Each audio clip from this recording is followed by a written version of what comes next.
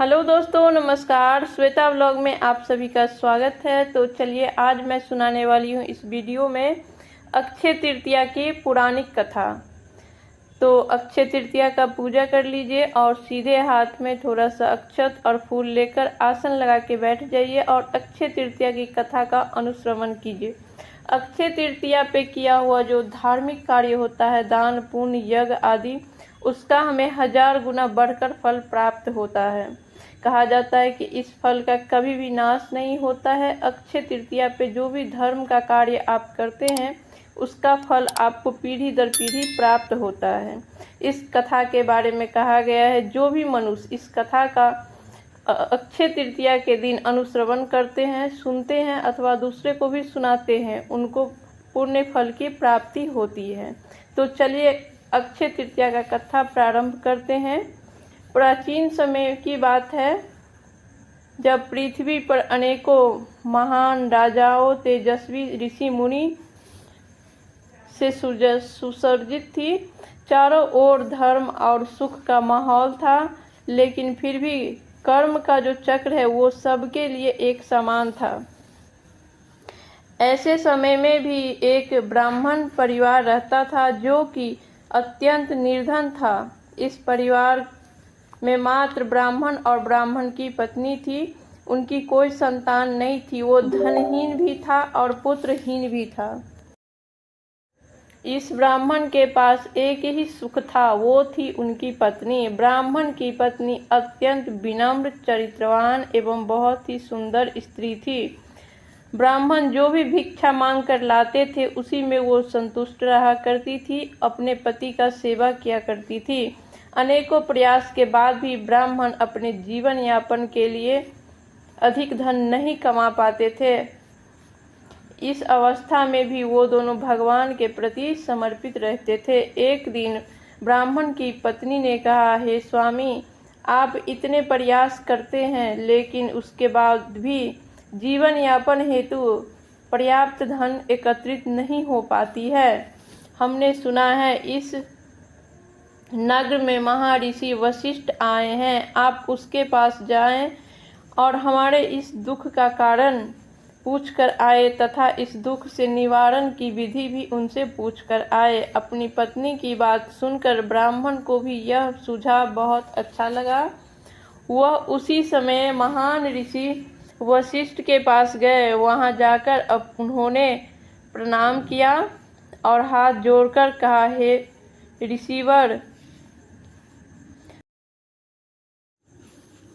आप तो त्रिकालदर्शी हैं, प्रत्येक जीव के भूत भविष्य और वर्तमान से परिचित हैं। हे प्रभु, कृपा करके मेरी इस अवस्था का कारण बताएं। किस वजह से मैं निर्धन एवं संतानहीन हूँ, इस अवस्था को प्राप्त किया हूँ और किस उपाय से के द्वारा हमें इस दुख से मुक्ति मिलेगा। ब्राह्मण की बात सुनकर ऋषि वशिष्ठ ने कहा, हे पुत्र, पिछले जन्म में तुम अत्यंत धनी थे, तुम्हारे अनेक पुत्र थे, लेकिन उस समय तुम अत्यंत ही कंजूस थे।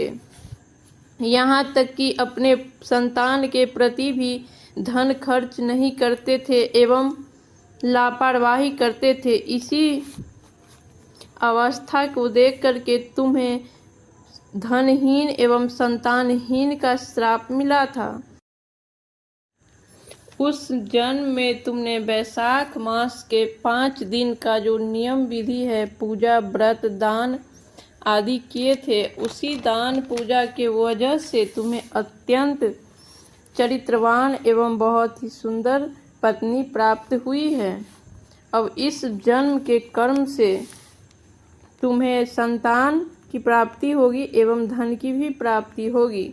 अब इस जन्म में वैशाख माह में 7 दिन का नियम विधि का पालन करो और भगवान श्री कृष्ण का पूजा करो तो अवश्य ही श्राप से मुक्त हो जाओगे।